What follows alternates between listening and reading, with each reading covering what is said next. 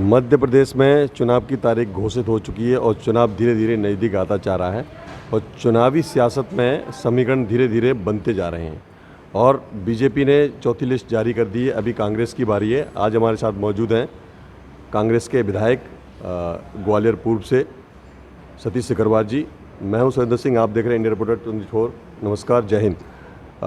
नमस्कार सतीश जी। जी नमस्कार। अभी आपकी कांग्रेस पार्टी की आप जो विधायक लोगों की लिस्ट जारी होनी है, अभी उसका इंतज़ार किया जा रहा है, क्या कहेंगे? अभी हमारे कांग्रेस पार्टी में टिकटों को लेकर विचार मंथन कर रहा है। लगभग सभी सीटों पर टिकट फाइनल हो चुके हैं। 2 या 3 दिन में घोषणा हो जाएगी और चुनाव प्रक्रिया से कांग्रेस पार्टी शुरू से लगी है और 5 साल लगातार चुनाव लड़ती है। कांग्रेस पार्टी बूथ लेवल पर BLA, सेक्टर, मंडलम और ब्लॉक लेवल पर तैयारी पूरी तरह की जा चुकी है। हर बूथ पर कार्यकर्ताओं की सूची, हर बूथ पर कार्यकर्ताओं की बैठक, कार्यकर्ताओं से सतत संपर्क, जनता के बीच में डोर टू डोर संपर्क सभी बड़े स्तर पर पिछले कई महीनों से लगातार चल रहा है और कांग्रेस पार्टी पूरी तैयार है। इस बार जो चुनाव हो रहा है भारतीय जनता पार्टी और कांग्रेस के बीच नहीं है। इस बार जो चुनाव है भारतीय जनता पार्टी वर्सेस जनता चुनाव लड़ रही है। जनता पूरी तरह भारतीय जनता पार्टी को नकार चुकी है, कांग्रेस के साथ खड़ी है और इस बार कमल नहीं कमलनाथ चाहिए जनता का नारा है और जनता इस बार पूरी तरह निर्णय लेके बैठी है कि इस बार कमलनाथ जी की सरकार, कांग्रेस की सरकार बनाना है। आप सतीश सिकरवार, इस विधानसभा में आप मुस्तैदी से तैनात हैं। आप हर दम जब से आप विधायक बने आप हर दम तैयार रहते हैं, लोगों से डोर टू डोर मिलते हैं और आपके यहाँ लोगों का ये भी कहना है कि आप स्पॉट पर लोगों की सहायता करते हैं और सहायता करके, चाहे भले वो किसी बीमारी से लेकर हो, शिक्षा से लेकर हो या ना हो, लेकिन उसकी निजी जो ज़रूरत है उनको भी आप मदद कर देते हैं। क्या कहेंगे इसके बारे में? निश्चित रूप से गरीब आदमी अगर किसी लिए आता है हमारे क्षेत्र में के हमारे ग्वालियर के आसपास के लोग और समस्याओं को लेके आते हैं, उनकी समस्याओं का समाधान जो हो सकता है तत्काल किया जाता है और जिनकी मदद की जा सकती है, बीमारी सहायता से लेके मृत्यु सहायता और कन्या विवाह सहायता, तमाम तरह की सहायताएं, पढ़ाई के लिए बच्चों के लिए, तो इस तरह की सहायता की जाती हैं। गरीबों को ठेले से लेके तमाम जनोत्थान न्यास के माध्यम से उनकी भी सेवा की जाती है और वास्तव में हम राजनीतिक क्षेत्र में हमने जो काम कर रहे हैं तो हम सेवा के लिए ही राजनीतिक क्षेत्र में आए हैं। इसलिए हम सेवा जो उद्देश्य है राजनीति का, उस उद्देश्य को पूर्ति के लिए आम जन को, दीन दुखी, शोषित, पीड़ित, वंचित, उपेक्षित गरीब आदमी किसी भी तरह से न्याय से वंचित नहीं रहे, किसी तरह उनके साथ अन्याय ना हो, उसके लिए हम राजनीतिक क्षेत्र में काम कर रहे हैं और काम करते रहेंगे। पार्टी अभी जो शासित पार्टी है वो मध्य प्रदेश में बीजेपी पार्टी है और आप विपक्ष में बैठे हुए हैं। अभी जो रणनीति उन्होंने तय की है, कई केंद्रीय मंत्रियों को उन्होंने टिकट दिया है, क्या आपके अनुसार क्या हो सकता है? देखो, जनता में इसका और नेगेटिव जा रहा है। जनता समझ चुकी है कि भारतीय जनता पार्टी घबराई हुई है, घबरा रही है, घबराहट में अपने बड़े बड़े सूरमाओं को उतार रही है और ये बड़े सूरमा भी धूल चाटेंगे।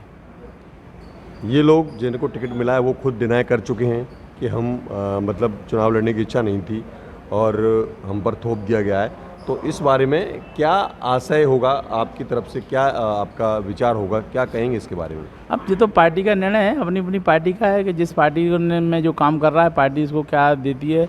लेकिन इससे जनता के बीच में यही मैसेज गया है कि अब भारतीय जनता पार्टी की नैया डूबने वाली है, इसलिए बड़े बड़े पहलवानों को, बड़े बड़े नामों को जहाँ उतारे जा रही है, जिस प्रकार अपनी इज्जत बचाने के लिए सब प्रयास कर रही है। जैसे मान लीजिए आप डोर टू डोर संपर्क कर रहे हैं, ज़मीनी स्तर पर आप काम कर रहे हैं, लेकिन अभी क्योंकि हालांकि आपकी सरकार नहीं है, लेकिन युवाओं को रोज़गार संबंधित अभी ऐसा कोई पैंतरा नहीं खेला गया पार्टी द्वारा या विपक्ष द्वारा कि जिससे उनको रोज़गार मिल सके और जो युवा हैं, जो बेरोजगार हैं, उनके लिए कोई स्वरोजगार स्थापित हो या नौकरियां लगे। तो इसके बारे में यदि आगे चलकर आप अस्तित्व में आते हैं तो आप क्या करेंगे?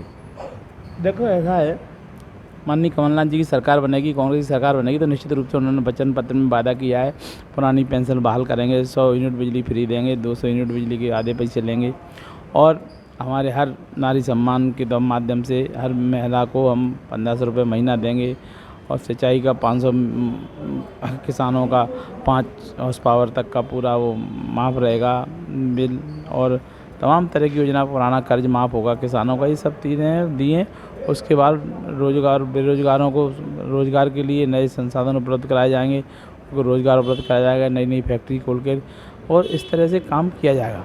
तो उसके लिए कमलनाथ जी ने वचन पत्र दिया है और वचन पत्र में सारी उन्होंने घोषणाएं की है, 1-2 दिन में पूरा आ जाएगा। जैसे मध्य प्रदेश में बीजेपी पार्टी ने शिवराज सिंह चौहान साहब हैं, उन्होंने लाडली लक्ष्मी योजना चलाई, उसके मॉड्यूल को देखते हुए आपने अपने क्षेत्र में स्वयं से 2,500 रुपये बांटे। बीजेपी के लोगों का कहना है कि कहाँ से बांटे? अरे कहाँ से बांटे? वो तो जो विधायक स्वेच्छा अनुदान राशि है उससे मैंने दिए हैं। 75 लाख रुपए जो मिलते हैं विधायकों को, उससे मैंने बांटे हैं। बाद में आगे अगर कोई सहायता किसी तरह से और किसी की होगी तो जन उत्थान न्यास के माध्यम से या किसी तरह से हुई होगी, लेकिन मेरे द्वारा तो अगर 2,500 रुपये जो दिए गए गरीबों को, वो स्वेच्छा अनुदान राशि से दी गई। स्वेच्छा अनुदान, तो ये काम किसी निर्माण कार्य या विधायक निधि के अंतर्गत आते हैं या इस तरह के कामों के लिए? स्वेच्छा अनुदान राशि जो 75 लाख है निर्माण कार्य के लिए अलग आती है। अच्छा, ये हर विधायक के अंदर? हर विधायक के अंदर में पहले 15 लाख थे, अब 1 साल से कोरोना में फिर 15 लाख ही थे, लेकिन 50,000 रुपये उसमें से 35 लाख रुपये कर दिए थे कि निर्माण में से 35 लाख बांट सकते हैं। इस बार 75 लाख रुपये का सरकार ने फंड रखा था, इस साल पहली बार ही हुआ है 75 लाख रुपये स्वेच्छा अनुदान राशि। इसमें हम 2-2,500 रुपये गरीब पढ़ाई के लिए, गरीब बच्चों की शादी के लिए, दवाई के लिए ऐसे देते। तो अभी बीजेपी कस्म में है, भारतीय जनता पार्टी, आप यहाँ से विधायक हैं, वो रूलिंग पार्टी हैं, शासन कर रहे हैं, आपके विरुद्ध में कोई ऐसा नेता उतारने के लिए वो तैयार कर रहे हैं। तो यदि ऐसा कोई नेता जो आपको टक्कर दे सके, जिसके लिए वो रणनीति तैयार कर रहे हैं, तो इसके लिए आपको कोई विशेष रणनीति चुनाव के लिए तैयार करनी पड़ेगी? नहीं, हम कोई रणनीति, हम तो 12 महीने 365 दिन और 24 घंटे सतत जनता के बीच में रहते हैं, जनता की सेवा करते हैं। इसलिए हम किसी प्रकार का कोई नई रणनीति नहीं बनाते। हमारी रणनीति तो जो परमानेंट रणनीति है उसी रणनीति पे काम करते हैं। लोगों का उत्थान नहीं हुआ, मैं समझता हूँ काफ़ी समय से सरकार है, लेकिन आपके द्वारा भी नहीं हुआ, इसके बारे में क्या कहेंगे? बहुत सारा काम किया गया है हमारे द्वारा, और अभी ग्वालियर में बहुत सारे काम की आवश्यकता है, क्योंकि इन्होंने जो इनके 57 साल के गड्ढे हैं वो गड्ढे भरने में थोड़ा समय लगेगा, और गड्ढा भरने का काम हम कर रहे हैं।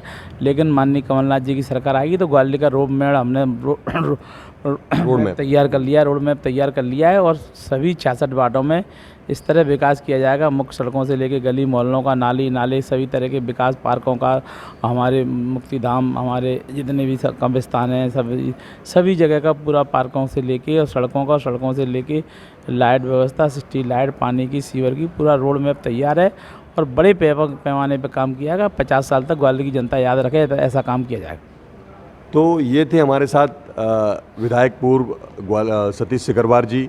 आप देख रहे हैं इंडिया रिपोर्टर 24। नमस्कार, जय हिंद, थैंक यू।